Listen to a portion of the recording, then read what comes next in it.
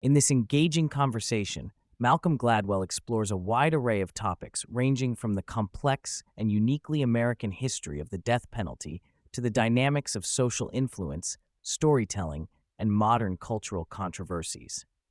Throughout the dialogue, Gladwell examines how societal phenomena spread, the interplay of genetics and environment in parenting, and the peculiarities of American culture in contrast to the rest of the developed world.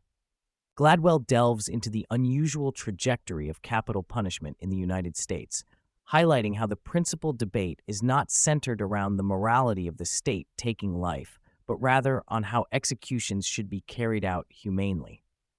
He outlines the progression from public hangings to firing squads, electric chairs, and lethal injections, noting that each shift was intended to make execution less visually disturbing and more palatable to the public. The current exploration of nitrogen gas as a method underscores ongoing attempts to find a less cruel procedure, even as evidence reveals that lethal injection inflicts severe pain concealed by paralytics, contradicting public perception. This peculiar focus on the form rather than the existence of capital punishment illustrates a uniquely American legal and cultural stance, one marked by indifference or even an implied acceptance of inherent cruelty in execution practices. Gladwell reflects on why the United States remains an outlier among developed nations in maintaining the death penalty, despite widespread abolition elsewhere. He emphasizes America's idiosyncratic federal system of 50 states, each with its own laws and attitudes, creating a patchwork that is unfathomable compared to more unified countries. This decentralization contributes to a landscape where regional values, historical legacies, and socio-political dynamics collide in contradictory ways, such as states offering inmates choices in execution methods. This oddity represents a broader American paradox, a nation that prides itself on progress and modernity, yet clings tightly to archaic systems and relentless desires for retribution. Gladwell revisits central concepts from his books, The Tipping Point and Revenge of the Tipping Point, highlighting the role of asymmetry in how ideas and behaviors spread. He explains that a small fraction of individuals, around 5%, drive the majority of contagion, whether of diseases, ideas, or behaviors. Modern technology and globalization have vastly enhanced this asymmetry by increasing connectivity and enabling precise identification of superspreaders. This phenomenon applies to diverse fields, from controlling urban crime by policing high-risk areas to targeted opioid marketing that exploited a small group of high-prescribing doctors to ignite an epidemic. This fine-tuned targeting exemplifies the ruthless efficiency of spreading both beneficial and harmful phenomena. Drawing on the opioid epidemic, Gladwell underscores how Purdue Pharma's marketing leveraged asymmetry by focusing on a tiny subset of doctors who overprescribed OxyContin. This micro-targeting bypassed broad outreach strategies, dramatically increasing addictive prescriptions and sparking widespread devastation. Unlike typical epidemics, opioids have persisted extraordinarily long due to complex genetic and environmental interactions and an ongoing cycle from prescription drugs to heroin and fentanyl. This endurance challenges usual epidemic models and reveals a troubling landscape where social contagion and biological vulnerability intertwine. The conversation shifts to parenting and heredity, addressing the debated impact of parents on child development. Gladwell references the controversial thesis from Do Parents Matter by Judith Harris, which argues for a limited direct influence of parenting style beyond basic care and security. He highlights the complexity and murkiness of separating genetic inheritance from environmental interaction, noting traits like motivation and conscientiousness are heavily environment dependent, while others like extroversion are more genetically predisposed. He proposes the parental attribution error, where people tend to blame their parents for negative traits but claim credit for positive ones, often focusing disparagingly on one parent at a time rather than seeing the full family dynamic. Gladwell elaborates on the unique power of storytelling in influencing beliefs and emotions compared to mere facts or statistics. Stories captivate through the betrayal of expectation, a narrative technique satisfying humans' intrinsic desire for surprise and emotional engagement.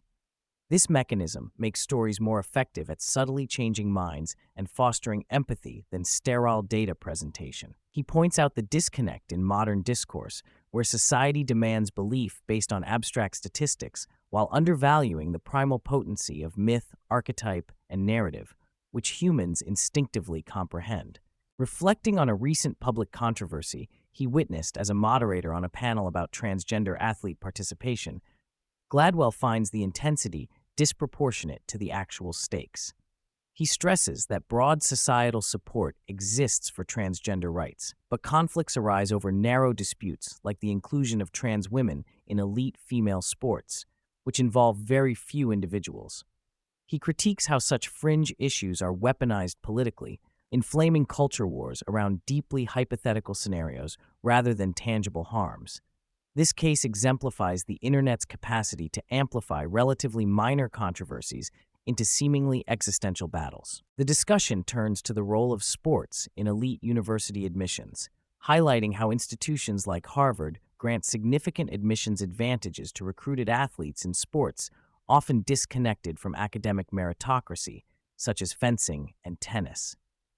Gladwell questions the rationale behind privileging lifelong tennis players, who are typically from wealthy backgrounds, over underrepresented minorities, especially given the complicated social history around affirmative action. This discrepancy reveals contradictions in meritocratic ideals and exposes class and racial inequalities embedded within prestigious educational institutions.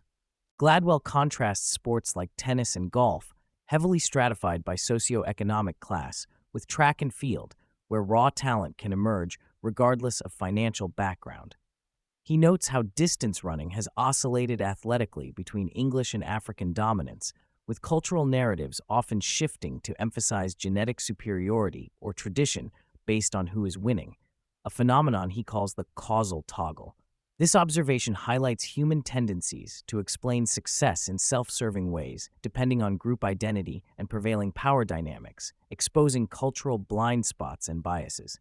Building on the asymmetry of influence, Gladwell discusses how digital platforms have made social status and reach increasingly visible and quantifiable through followers, subscribers, and engagement metrics.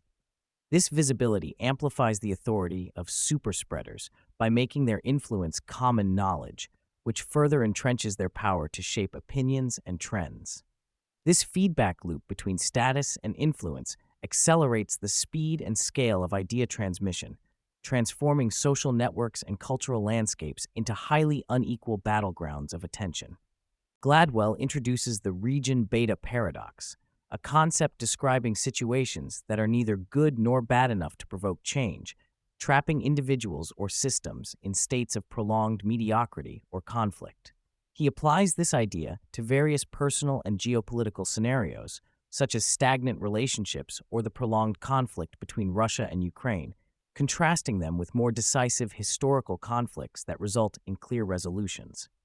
This paradox explains why some societal problems persist despite their negative impact, as neither pressure nor dissatisfaction reaches a threshold sufficient to trigger transformation.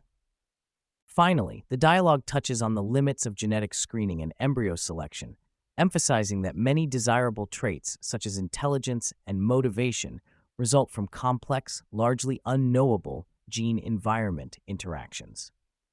Gladwell questions the efficacy of attempts to optimize future generations through polygenic risk scores when critical determinants of success and character remain unpredictable and highly influenced by environment and circumstance. This stance cautions against simplistic genetic determinism and advocates a nuanced understanding of human development.